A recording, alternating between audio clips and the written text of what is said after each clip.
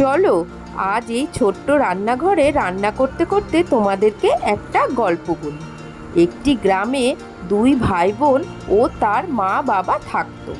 তাদের নাম ছিল ট্যাপা আর টেপি। একদিন তারা কাঠ কুড়াতে কুড়াতে জঙ্গলে ঢুকে পড়ল।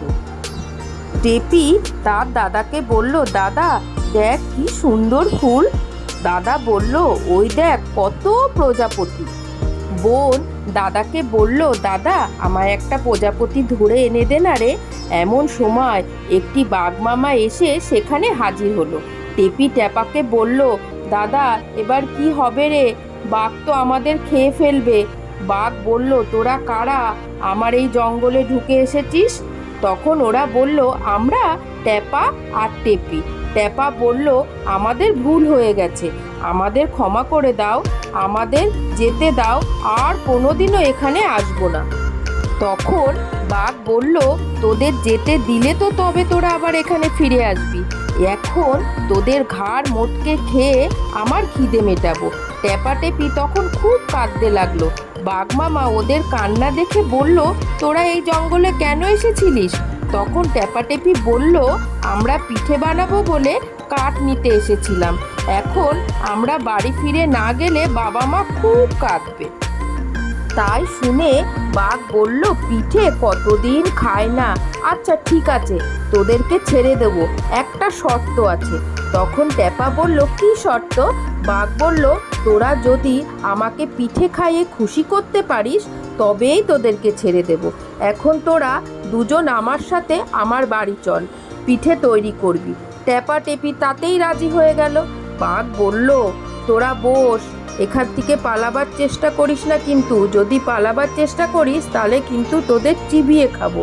তখন টেপি বলল, না না, আমরা কোথাও পালাবো না, এখানেই বসে থাকবো। এই বলে বাঘ বাইরে বেরিয়ে গেল আর পিঠে তৈরির সব কিছু নিয়ে গুহায় ফিরে আসলো। ট্যাপা টেপিকে বলল, নে তোরা এবার তাড়াতাড়ি পিঠে বানা, আমি চান করে আসি। তাই বলে বাঘ গুহার থেকে বেরিয়ে গেল। ট্যাপা টেপি পিঠে বানাতে লাগলো। পিঠের গন্ধে চারিদিক ভরে গেল। পিঠের গন্ধে ট্যাপা টেপির খুব খিদে লেগে গেল। তখন টেপি ট্যাপাকে বলল, দাদা আমার না খুব খিদে পেয়েছে, চল না একটা করে পিঠে খাই। এই বলে দুজনে পিঠে খেতে শুরু করলো।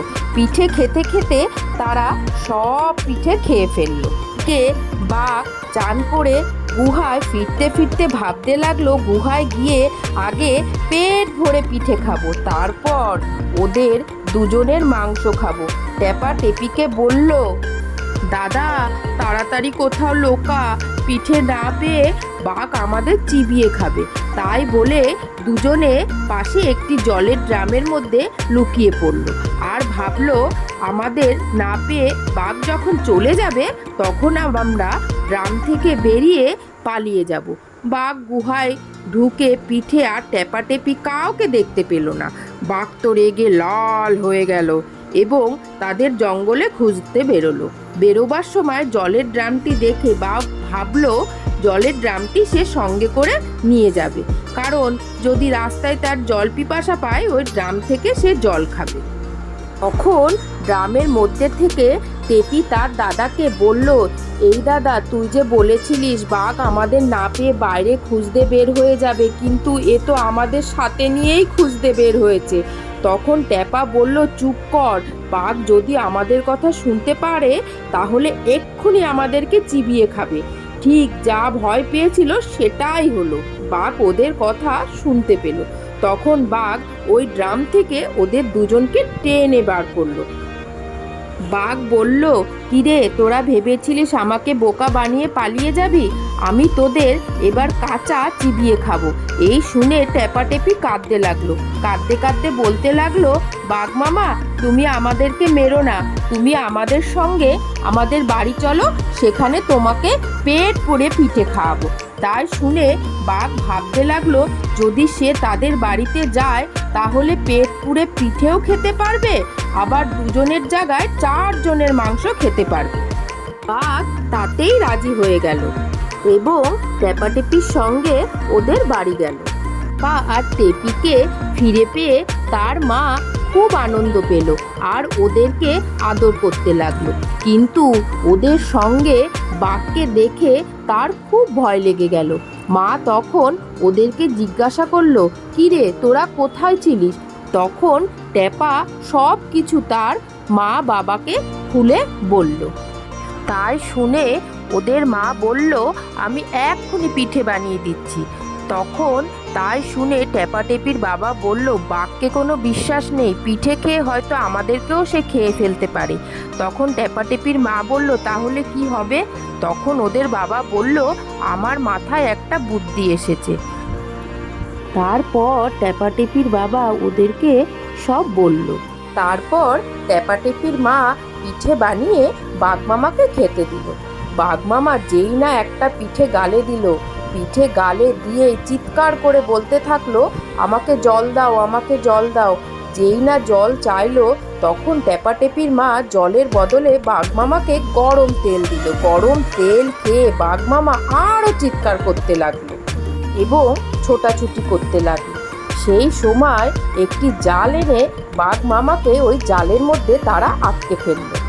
যেই না জালের মধ্যে বাঘমামা আটকা পড়লো, তখন বাঘমামা বলতে লাগলো, আমাকে ছেড়ে দাও, আমাকে ছেড়ে দাও, আমি আর কোনোদিনও পিঠে খেতে চাইবো না। তখন টেপাটেপির বাবা মা বলল, তোমাকে কোনো বিশ্বাস নেই, তোমাকে আমরা ছাড়বো না।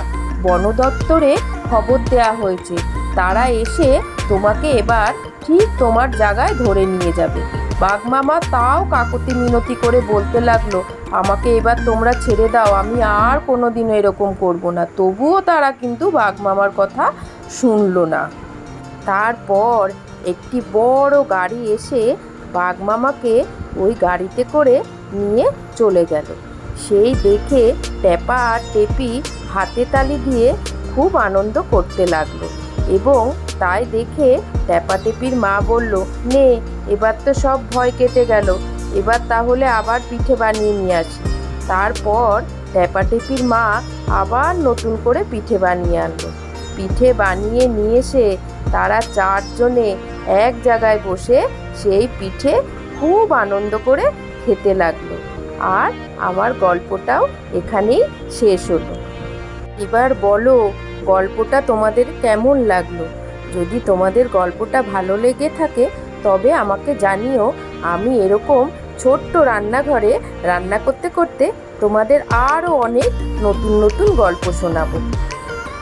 ও আর একটা কথা বলাই তো হয়নি, এই যে খিচুড়ি, বেগুন ভাজা আর পায়েস বানালাম এই ছোট্ট রান্নাঘরটিতে, তোমাদের কেমন লাগলো সেটাও কিন্তু জানিও। যদি তোমাদের ভালো লাগে তাহলে আমি এরকম ছোট্ট রান্নাঘরে অনেক ছোট্ট ছোট্ট রান্না নিয়ে আবারও তোমাদের সামনে হাজির হব। হলে আজ তবে এই অবধি, অনেক তো গল্প হলো। আবার তোমাদের সাথে আমার পরে দেখা হবে নতুন একটা রান্না ও নতুন একটা সুন্দর ছোট্ট গল্প নিয়ে। তোমরা সবাই ভালো থেকো এবং সুস্থ থেকো। এখন তবে আসি, আজকের মতো টাটা।